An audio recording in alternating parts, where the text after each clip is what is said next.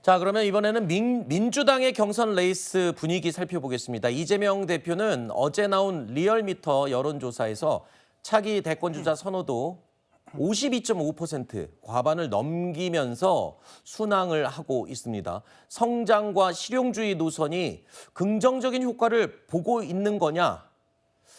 반영이 된 것 같다. 뭐 이런 분석들이 지금 나오고 있습니다. 그러니까 이재명 후보가 지금까지 해왔던 행보가 중도층의 마음을 조금 끌어당겼다. 이런 분석인가요? 네, 그렇습니다. 뭐 어쨌든 지금 상황에서 국민의힘에서 대선 경선을 치르겠다고 나온 후보들의 입에서 나오는 말들은 사실은 정책들보다는 어떤 민생과 관련된 핵심적인 주제나 아니면 철저한 반성 이런 것들보다는 계속 반 이재명만 외치고 있는 상황이거든요. 그렇기 때문에 이번 대선에서 어떻게 보면 사라진 이 미래 비전과 정책의 빈 자리를 민주당 후보들이 특히 이재명 후보가 지금 채우고 있는 상황인 겁니다. 그리고 이미 이제 후보로 나서기 전 당대표 시절부터 그 계엄 이후 탄핵 정국에서도 계속해서 뭐 정책과 관련된 이야기를 하게 되면서 그리고 대선 후보로 나서면서 본격적으로 어떤 국가 미래 비전과 정책 주도성을 가지고 나가는 후보로서의 입지를 계속 다져나가고 있는 상황이기 때문에 지금 내란 종식이라는 하나의 정치적인 큰 아젠다도 있지만 동시에 국민 개개인의 삶이 나아지기를 바라는 유권자들의 입장에서는 이재명 후보의 이런 안정감 있고 구체성 있는 정책들과 관련한 행보가 달갑게 느껴질 수 있을 것 같습니다. 네. 자, 민주당 경선 초반부터 압도적인 득표를 기록했던 이재명 후보지만요. 갈수록 활동은 더욱더 신중해지고 조심스러워지는 모양새입니다. 그냥 말씀드려도 잘 들리시죠? 괜찮으면 제가 마이크는 좀 끄고 하도록 하겠습니다. 혹시 말 실수하다가 또 꼬투리 잡혀가지고.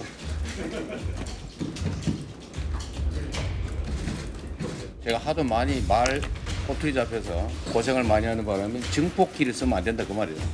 대한민국 주가지수가 지금 얼마 가나 모르겠는데 한 2,500 왔다 갔다 하고 있죠. 이게 한 5천 정도, 4천 정도 넘어간다면 우리나라 대한민국의 국부가 늘어나지 않습니까? 주식 보유자들의 재산도 늘어날 거예요. 대한민국 전체 국부도 늘어나지 않습니까? 그래서 반드시 가야 될 길이다. 이번에 상법 개정을 실패했는데 최대한 빠른 시간 내에 다시 해야 될 것 같아요. 이재명 후보 입장에서는 지금의 흐름을 선거 날까지 그대로 끌고 가는 게 가장 중요하겠죠. 그래서 아무래도 무리한 공격보다는 방어와 실수 줄이기에 주력을 하고 있는 것으로 보입니다. 조금 전에 영상으로도 보셨지만 마이크 사용하는 것까지도 굉장히 주의스럽게 생각을 하는 것 같아요. 혹시라도 말이 또 실수가 나올까 봐 그런 것 같습니다. 박지고. 네, 아무래도 이제 이재명 후보 입장에서는 사실 실수를 줄이고 어떤 실언이라든지 조금이라도 리스크가 될 수 있는 발언들을 최소화하면서 사실 국민들께 좀 안정적인 이미지를 구축하는 데 좀 더 집중을 하고 있는 상황인 것 같습니다. 아무래도 그동안에도 여러 통합 행보를 보이다가 어떤 유튜브 채널에서 나왔던 말실수가 큰 파장을 일으키거나 네. 아니면 이제 뭐 선거 유세 과정이라든가 아니면 어디 현장 일정을 갔을 때 나올 수 있는 어떤 리스크 자체가 실제하는 상황이기 때문에 네. 아마 당 입장에서도 그렇고 이재명 후보 입장에서도 이 경선을 치르는 과정 중에 네거티브는 최대한 지양하고 네. 정책 중심으로 내세우면서 최대한 실수를 줄이는 방향, 그러면서 공격적인 이미지보다는 부드럽고 구체적이고 안정적인 이미지를 부각시키겠다. 네. 이 전략이 있는 것 같습니다. 일단 당내 경선이어서 몸을 좀 사리는 걸 수도 있겠지만 이제 국민의힘 후보와 본격적으로 붙게 되는 며칠이지 안 남았습니다. 그렇게 되면 또 굉장히 격한 공방이 벌어질 걸로 예상이 되는데 일단 이재명 후보 같은 경우에 신병 경호를 강화했다고요? 이제 이재명 후보로서는 사실 얼마 전에도 테러를 당할 수 있다는 어떤 위협이 있었고 거기에 네. 대해서 경찰로부터 신변 보호를 받고 있는 겁니다. 그런데 어차피 이제 대선 후보가 되면 사실 공식적으로 경호 인력이 더 추가가 되는 것이기 때문에 네. 거기에 대해서 조금 먼저 충원을 한 것으로 저는 알고 있는데요. 네. 어쨌든 안전하게 대선 후보가 대선 레이스를 완주를 해야 되기 때문에 네. 저는 이런 면에 있어서는 양당 후보 모두 다 저는 과하다 싶을 만큼 보호하는 것도 방법이다 이렇게 생각합니다. 반환점을 돌고 있는 민주당 경선 이야기하고 있습니다.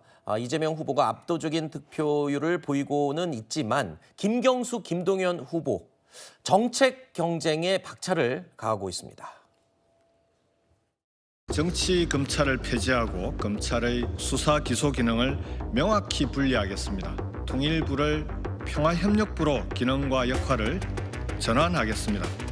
한반도 비핵화 협상을 주도하고 평화적 대화와 외교적 해결을 위한 전담 부처가 될 것입니다. 선진국에서 이 성평등은 상식이고 인권의 근간입니다.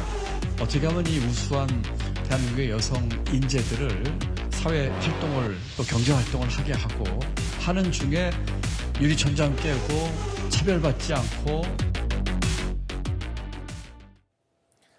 자, 저희 채널A가 취재한 내용에 따르면 이재명 후보가요, 외교 캐치플레이즈를 내걸었는데 여기에도 실용이 들어가 있습니다.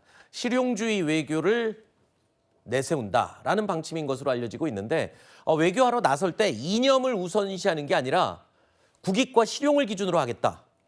뭐 대표적인 사람이 트럼프 아니겠습니까? 미국 이익 최우선으로 지금 전 세계를 흔들고 있는 상황인데 외교에서는 실용주의가 당연히 기반이 돼야 될 걸로 생각이 됩니다만 일각에서는 또 이렇게 공격을 하네요. 기존의 친중 이미지를 갖고 있었는데 이걸 좀 극복하기 위한 그런 또 의도도 있지 않느냐 이렇게 얘기도 하네요. 근데 그거는 일종의 좀 색깔론 공세에서 이어지는 공격인 걸로 보이고요. 네.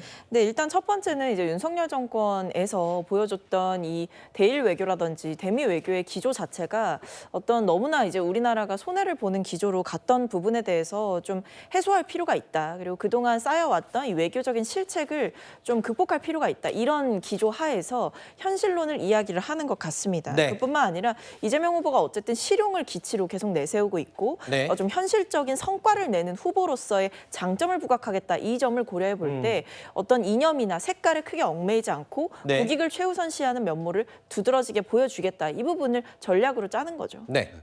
보통 이제 선거에 이제